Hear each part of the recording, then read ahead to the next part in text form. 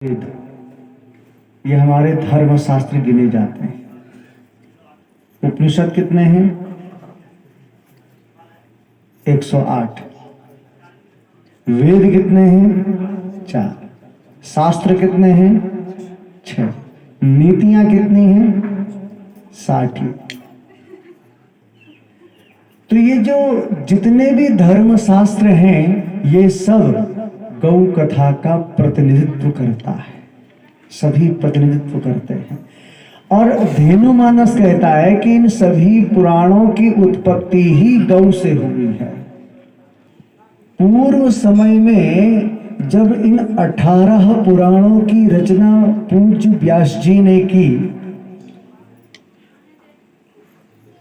तो उस समय केवल गाय का दूध पी करके ही जो मनोज्ञान उनको प्राप्त होता था उसके आधार पर यह पुराण लिपिबद्ध हुआ।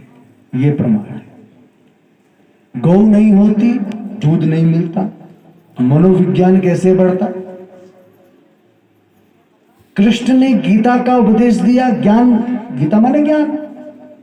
अगर दूध नहीं पिया होता उपदेश कैसे देते? मनोविज्ञान कैसे सुधरता?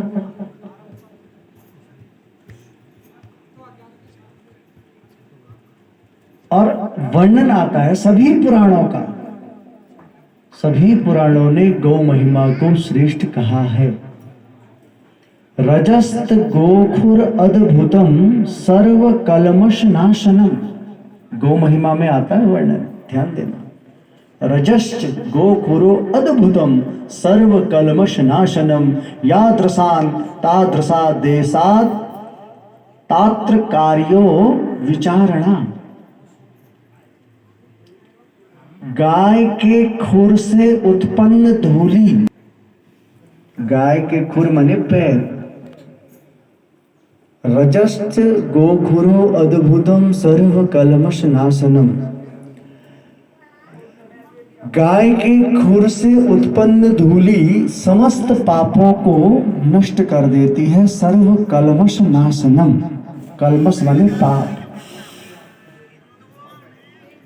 आप गोकुल में जाइए, कभी ब्रजमंडल जाइए तो वहां आज भी जो संत महात्मा ऋषि हैं वो गाय की उस चरण रज का टीका लगाते हैं। धूल अलग है, लेकिन जहां पर गौ कदम रखती है, पैर रखती है, तो उस धरती की धूल भी रज बन जाती है, रज।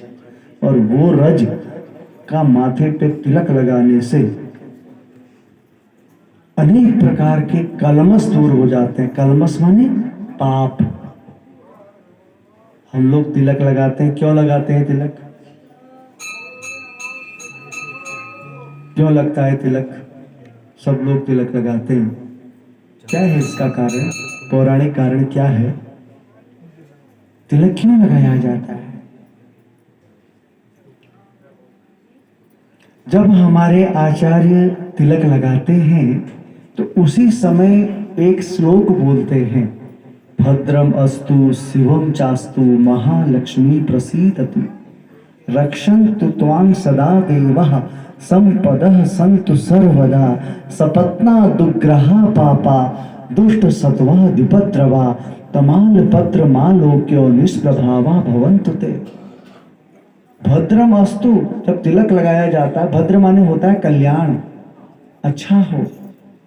तिलक लगाते समय यही श्लोक उच्चारण किया जाता है, भद्रम अस्तु शिवम चास्तु, शिव की कृपा, महालक्ष्मी आप पर प्रसन्न होवे, रक्षन्तु त्वां सदा देवः, सारे देव मंडल आपकी रक्षा करें, संपदः सन्तु सर्वदा, सभी प्रकार की संपत्तियों के स्वामी आप बने,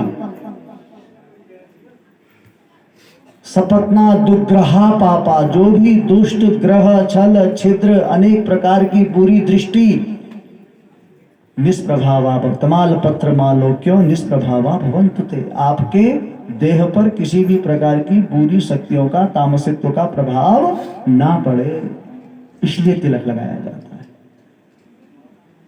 समझ रहे हैं?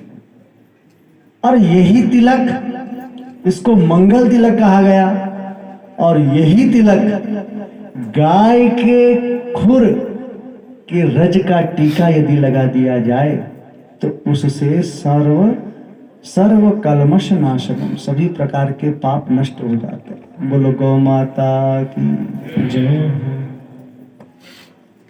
यही गोधूली गोकुल में भगवान उस गौ माता के चरण रज में यानी धूली में लोटपोट करते हैं।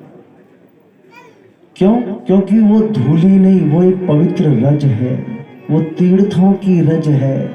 सर्वाणि तीर्थानि बसंती अत्र, सारे तीर्थ वहां निवास करते हैं जहां पर गौ माता निवास करती है।